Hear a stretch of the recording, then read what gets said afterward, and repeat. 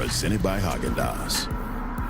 Happy Wednesday. We begin our show with some breaking news out of Philadelphia. Joel Embiid, he's been ruled out already for Game 2 of the Eastern Conference semifinals. That's tonight against the Knicks. He has some right hip soreness that's bugging him and a right ankle sprain as well. So big news here, and that means we bring in Big Shams. Shams Charania, our senior insider, is with us. What exactly led to Philly's decision, Shams, to rule out Joel Embiid, especially so early in the day here?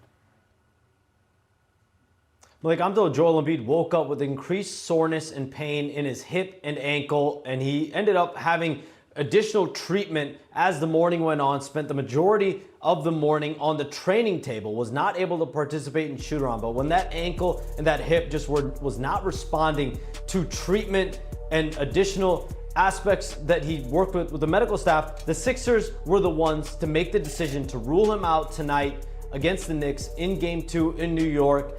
They are the ones that stepped in and essentially have kept him out. We know Joel Embiid loves to play and has tried to play through different ailments over the course of time. But now Tyrese Maxey, VJ Edgecombe, Paul George will play on without him in Game 2. His status uncertain moving forward. All right, so we certainly know the Sixers team has experience without Joel Embiid, but they are without him here for this Game 2. Shams, thank you so very much for that insight as we welcome you inside our Los Angeles studio. NBA champ Kendrick Perkins, former #1 pick Chiney Ogwumike, the best in the business, Brian Windhorst. Perk, Wait, no. And we have Dr. Malik. Doctor. That's why I'm wearing the pilot purple today. We're not going to gloss past that. Yes. Well, where's your hood? Where's the hood? Where's the cap? Dr. Andrews for the rest of the show. However, not the kind of doctor that can diagnose what is going on with Joel Embiid here. Do not trust me with that sort of medical advice. But Perk, big man to big man, what do you think the Sixers' chances are? No Joel Embiid in this game, too. No chance. You say really? No chance. You see the way the Knicks been playing basketball over the last 4 games, offensively and defensively? They need Joel Embiid. And I'm to the point now where it's not just unfortunate if you're a 76er fan. It's frustrating. It's very, very frustrating. And I'm to the point now because Anthony Edwards has set the bar and the standard. Oh, that was amazing. It was. I don't want to hear about doctors and the team holding you out because the doctors and teams, they couldn't hold Anthony Edwards out.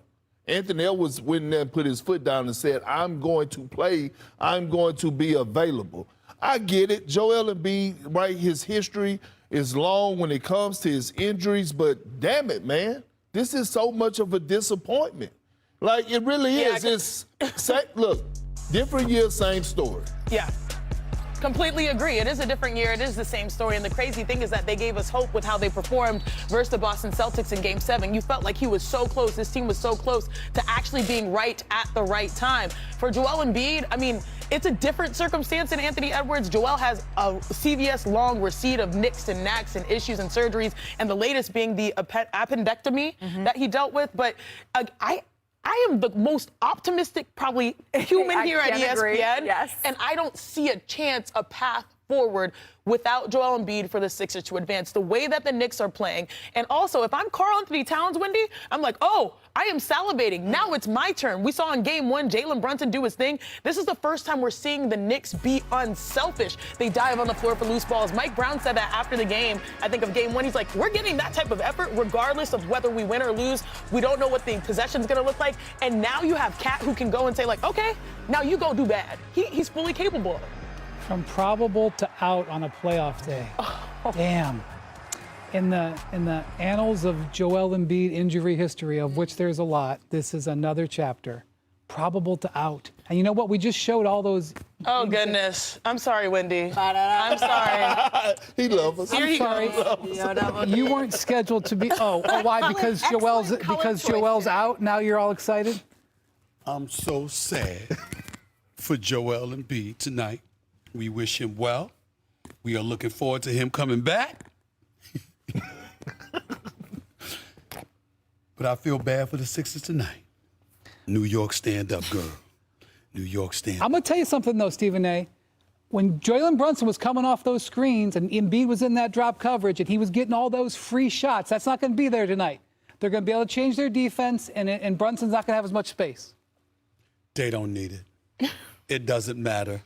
They're going down 0-2. Brunson's going to drop. It's going to be about 30 tonight.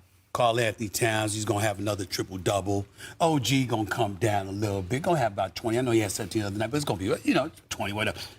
Let's make sure we keep Mikal Bridges flowing. That's very, very important. We don't need him going into another stupid. We don't need that experience again, damn it. 6 picks, 4 unprotected. Remember, I keep saying that. Live up to it. Bottom line is this. We go up 2-0 tonight. We go back to the city of brotherly love, show them no love whatsoever. Embiid will try to be ready. They win 1 or 2. We come back to the Garden for game 5. This is what the Knicks do. And it's over. Just when you think, it's over. just when you think the Knicks got, this is what happens. So this is a trap. This is a certified trap right now. You are personifying the Knicks fan right now. No, but look, I have to agree with Stephen A. because it's not just the game 1. It's what we've witnessed over the last 4 games. Defensively and offensively, they're clicking on all cylinders. And at some point, y'all know how I feel about Tyrese Maxey. Hey, man, at some point, you got to put your foot down. All this Jalen Brunson. But I will say, Perk, the last time Joel Embiid was out in a game 2, when they got absolutely smacked in a game 1, everyone else stepped up, and to the tune of Maxey, 29 points, Edge come 30. That was game 2 versus Celtics where they won. I just want to state for the record, this is y'all's show. And since I just strolled in uninvited, like I do, I want y'all to know you are more than welcome to do that anytime. If you're willing to wake up in the morning and do it on first take, I will not turn you away. You can bust it right in, Malika, anytime you want to. Yeah, anytime I want to be up at 6 a.m. That's right, just like I'm doing on your show. When he and Skip are over there. There we go. See what happens. See what happens. You try to walk on. I'm not going to. This is Malik Andrew, but I'm not going to stop that. I'm not going to stop that. Andrew. You understand? Doctor, excuse me. I'm sorry. As of this weekend, Stephen A., that is true. All right, you get on out of here. We're going to get to the Lakers in Oklahoma City. We have been. This is not a trap. They're going to come out of the East. All right, let's get to Oklahoma City on that note. That's where LeBron and the Lakers, they ran into a bit of a thunderstorm here against Shai Gilgeous-Alexander and Chet Holmgren. So here is how this one looked. Here's how it went down here. We're talking about stage 1 of this for OKC. It's all about Chet Holmgren today. Yeah, absolutely. A lot of people really were like, okay, without J-Dub, how is this team going to step up? Well, we know they're deep, but when you get production from Chet Holmgren like this, who had 18 points in the first half, he averaged 17 in the first round series versus Suns. This team, they're deeper than what, Perk? The Pacific Ocean. Thank you. And how deep is the Pacific Ocean? One day we're going to Google it. All right. And then there was the getting out of double teams here for Shai Gilgeous-Alexander. There were some Thunder turnovers, but OKC shot 8 of 13, including 3 of 4 from long range when Shai was doubled. So here's Shai when he was asked about adapting to those looks. As the game goes on, like, you understand more so like how they're rotating around it, and like what we like spacing we can have behind it to give ourselves the best opportunity to have an advantage. My teammates on the back end playing 4-on-3 is it's what you play for. Every play starts for us to create an advantage. And then here, Wendy, the third and final stage for OKC, because the Lakers did push them at points in this. It was finding some roles for guys like A.J. Mitchell. Nice moves here. Puts a nice little floater in the lane. And who else? Well, there was A.J. Mitchell. There was Jared McCain. Back-to-back threes, baby. They came at you. This little thing is catching on like wildfire, his little 3-point. Yeah, I know. Mitchell and McCain, they combined for 30 points in their 43 minutes. OKC ran away with game 1 in the second half here. And this just in, Luka Doncic, he actually spoke with reporters today for the first time since suffering his hamstring injury. Have you ramped up at all to running or any on-court contact stuff? Yeah, I'm running. Right now I'm running, but I haven't done any contact. I haven't been clear yet to do any contact. Yeah, I went to Spain to do PRP. And, it's obviously, everybody knows that's in this, that it's one of the best countries to do that. And obviously, we talked with the Lakers doctors, so everybody agree for me to go there. Why I was in space so long is because I needed 4 days in between every shot. So I did it 4 times, so that's why I stay longer. It's very frustrating. I don't think people understand how frustrating it is. All I want to do is play basketball, especially in this time. It's the best time to play basketball. It's very frustrating, but, seeing what my team is doing, I'm very proud of them. So it's interesting. On the one hand, you would think, okay, is Luka talking because he's getting closer to returning? But on the other hand, it doesn't really seem like he's close. He said, and this was the first time this has been said that I'm aware of, that when the doctors saw the MRI, they said it's 8 weeks. Right. It's been 4 weeks-ish. So, maybe he's ahead of that timeline, but that is not somebody who looks like they're coming back in this series. So they can't necessarily rely on the fact that they're going to get Luka Doncic back here, Perk. So in order to climb back into the series, because there's time you looked up and this was a 2-point game yesterday, what do the Lakers need to do? Well, LeBron need help offensively. They scored 90 points. Let's be real. He talked about it post-game and talked about, yeah, we're missing Luka, obviously, but you still got Austin Reeves. And anybody seen him? Can somebody tell them that the playoffs has officially started? So let's talk about Austin. Did you know, Perk, that Austin has never had a 25-point game in the playoffs? No, ever, I didn't. in his postseason career. The most he's had is 23. And what's crazy is the time is now. He is auditioning. Like, I questioned during the regular season, and I asked y'all, we were up here, and I said, if you're the Lakers, do you build around Luka and Austin Reeves? Are they your future? Can those two guys get you to the promised land? I don't want to take a dollar out of Austin Reeves' pocket. He had a phenomenal year. But the postseason is the time that you rise to the occasion and show what you're capable of, and he's not getting it done. Yeah, and I also want to give a little deference to the fact that he is still working his way back from injury. But if I'm J.J. Redick and I look at the box score, I'm like, ooh, those 17 turnovers, those unforced errors that were converted for, I think, 31 points. Ooh, there's no way in hell, respectfully, that Austin Reeves is going to go 3 for 16 again. He's too good of a player to shoot that poorly. And then last but not least, you got that surprise factor from Luke Kennard and those other guys that were support. Like, it felt like you wasted a LeBron James vintage game because it's going to be hard for him to get that type of production moving forward. Yeah, last round, the big thing was Luke Kennard, Marcus Smart really were able to hit those shots to help out LeBron. Last night, you throw in Austin Reeves with those two guys. Guys, it's 8 of 35 with 8 turnovers for those 3 guys. And look, I'm not saying that I'm expecting them to all go out there and score 25. But if you're going to pull this upset off, you need some help from guys like that. And they got a little help from OKC because Shea was human. Yeah. He's normally a superhero averaging 30. He only had 18 points. But let's be real. I don't expect much out of Marcus Smart and Luka because you are going against Luke Kennard, excuse me.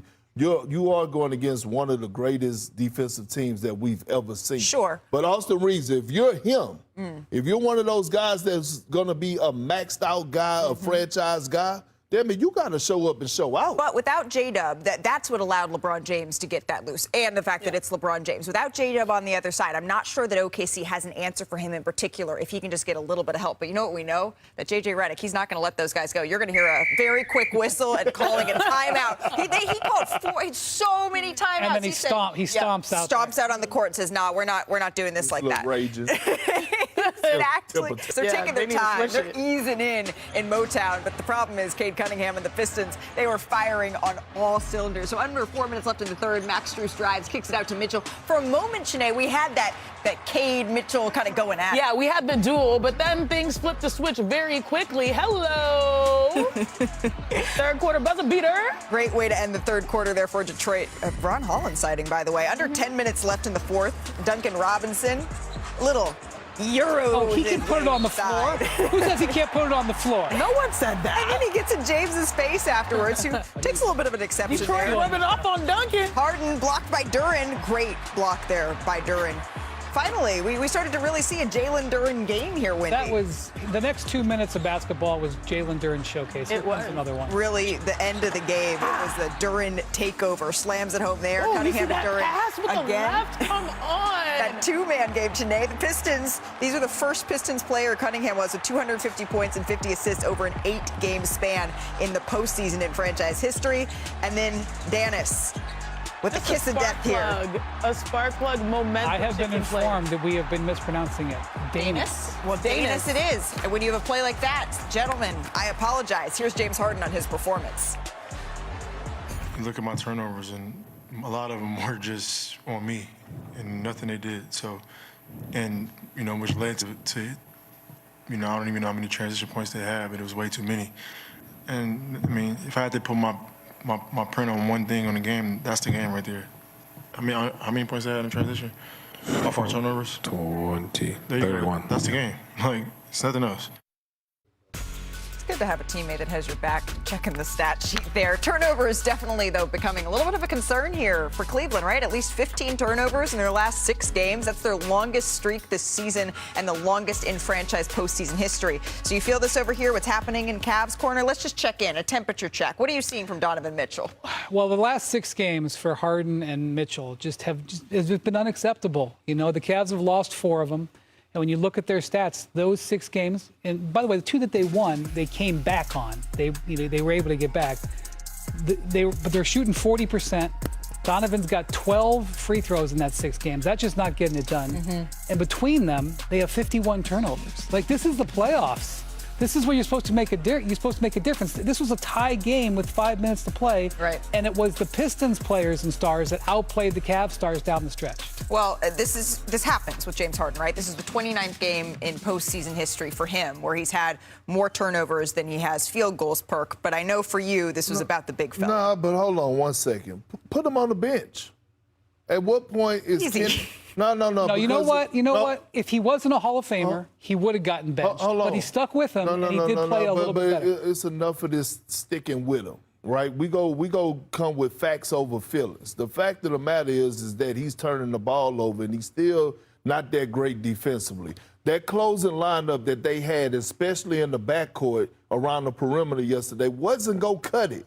You had Max Strus, Donovan Mitchell, and James Harden. When you got Ellis, you got Jalen Tyson, you got Dennis Schroeder.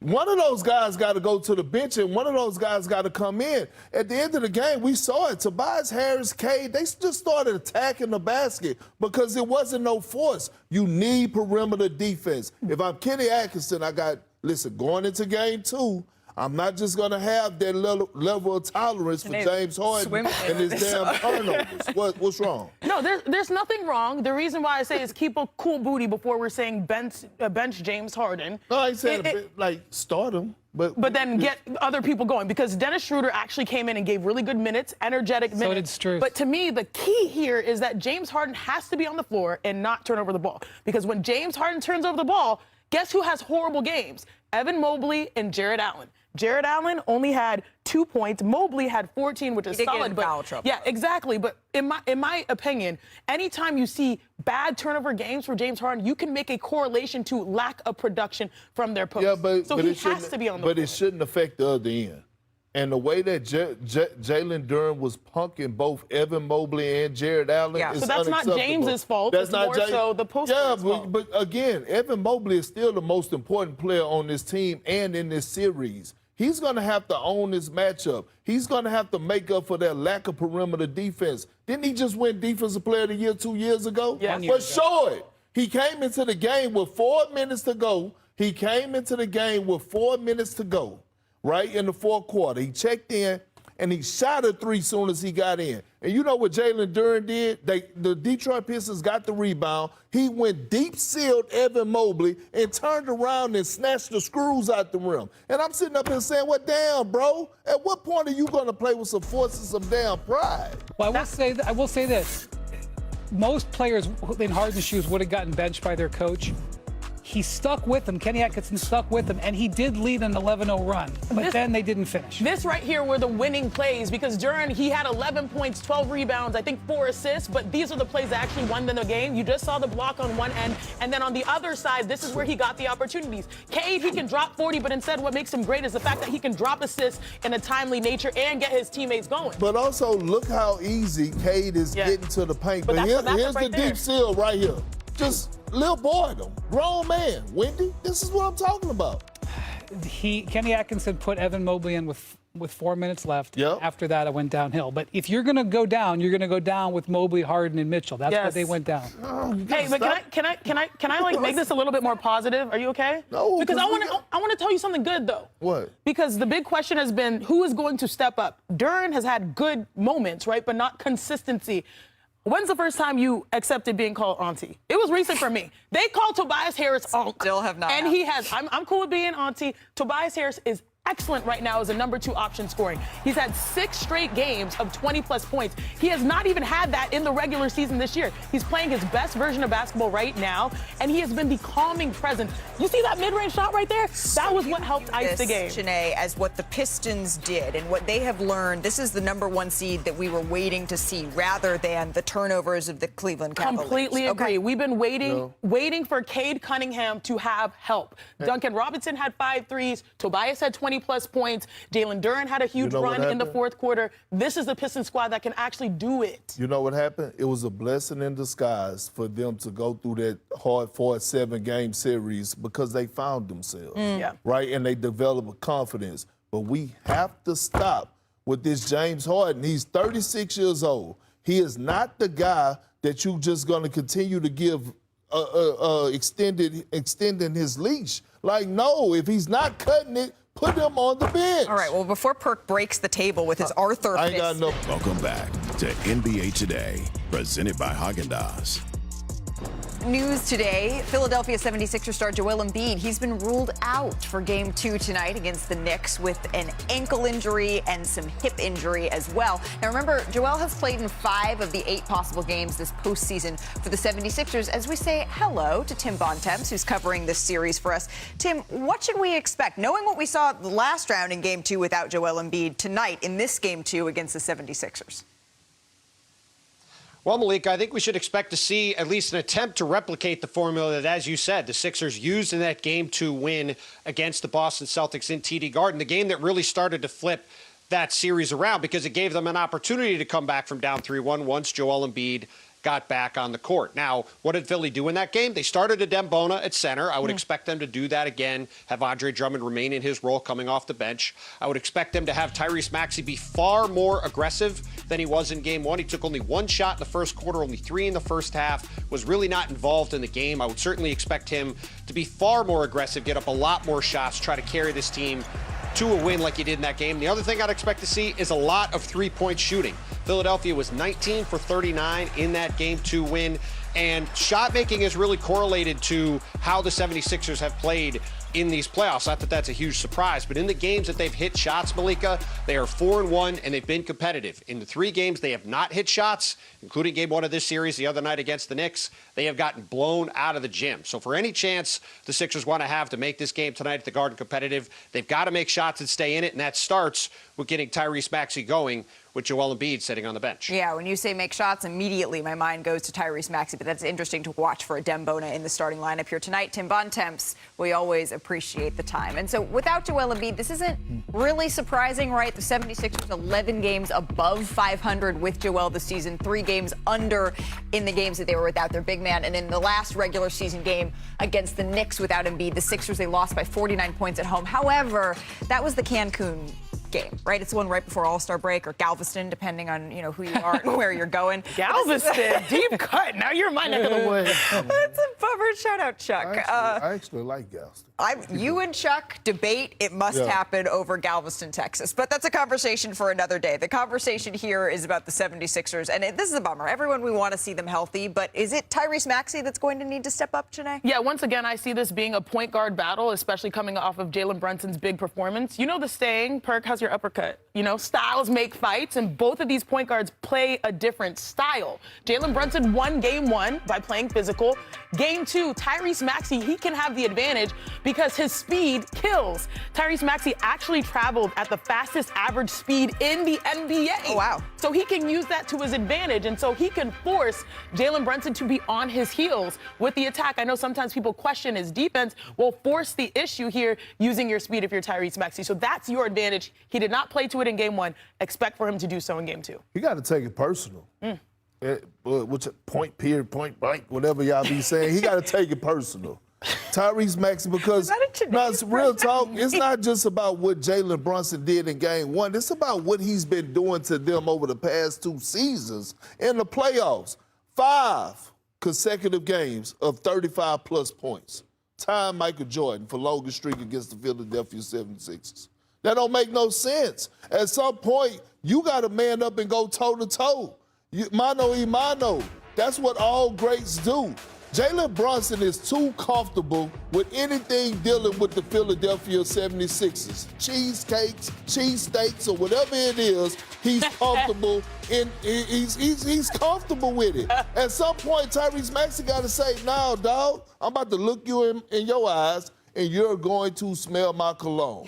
Issey Miyake or Bond number 9, whichever one it is, but you're going to smell my cologne tonight." Which one do you wear, Brian? I want a cheesesteak for lunch. I know it's so, you want to, because Embiid's such a powerhouse on offense, you think when he goes away, you think about offense. But I'm telling you, the defense is where this game is going to be changing tonight.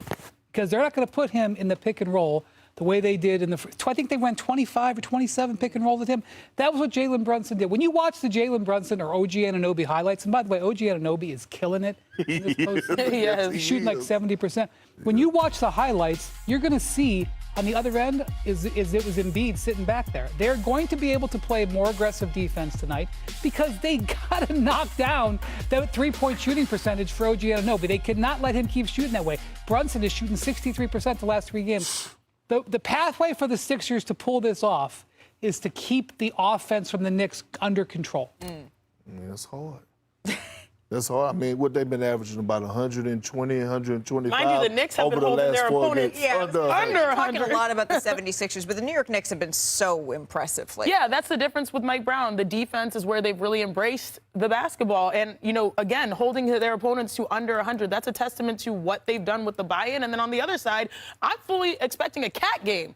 And that's the difference. Like, there's like this camaraderie that's finally back for the New York Knicks. Real quick. Brunson had game 1. I think Cat is going to have game 2. I don't know if we're going to get big points because Mike Brown adjusted his offense, stole a little bit from Golden State, so we were watching Cat do that point center. Doubles are fun. Too, and that was a question of if we're going to see that, and now we're starting to see the offense run through Karl Anthony Towns a little bit more. All right, time for Heat Check. It's brought to you by DraftKings Sportsbook. Tyrese Maxey hasn't gone back-to-back games under 24 points the entire postseason. Anyone think he's due to pounce back? Perk does. Hell yeah, he gonna get busy tonight. He gonna get his feet high in the garden. He's going over 25 points. How about Jalen Brunson? What's gonna stop him? You mentioned He done 35. I'm just saying, he done had 5. Make it 6 tonight. He gonna have He's 30 averaging your plus. age, bro. And then how about Josh Hart? Oh, I like this. Did you hear that? Rebounds and assists. This is easy.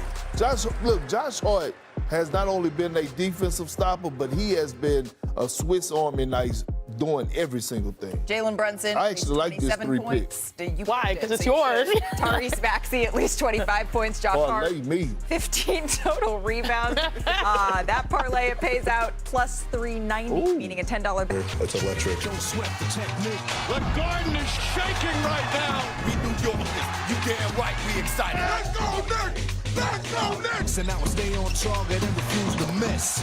And I still make hits with beats when they sweat the technique.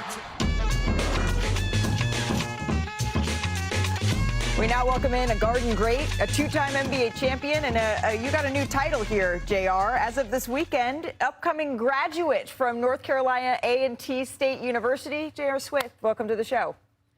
I appreciate you having me. Thank you. Thank you That's so a nice much. ring to it. I like the sound of that. Future graduate. It is coming up just this weekend. You're about to walk across the stage this Saturday. But can we go back to when you enrolled in 2021? This is such a tremendous accomplishment. But what was it that made you decide you wanted to go back to school? My fellow peer, Ray Allen, we were on a golf trip together, and I seen him running back and forth to his computer, and I was like, Ray, what are you doing? And he was like, man, I'm submitting papers and submitting my assignments. I'm like, for what? And he, went in this spiel of him getting his master's and how important it was for us to challenge ourselves outside of the basketball court. And continuously get better. And for myself, I took the challenge head on, and I've been loving it ever since. But you decided not only that we were going to go back to school, you're going to be a student athlete. Once again, you were going to join the golf team. We see all the regalia that you're wearing. What made you decide that you wanted to do that?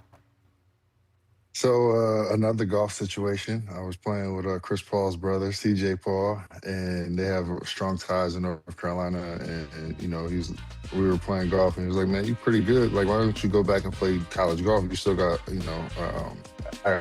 obviously academic eligibility, but athletic eligibility. So why not try it out? And I met with the golf coach, and the rest is history. It literally came up as an idea, as him joking as I hit my tee shot, and I thought he was joking, but it turned out he was dead serious. So it was a quick transition, though. It was a quick transition, and you decided you were going to take it on. Student athlete once again. You see LeBron's picked up golf. Have you seen his swing? What do you think of that?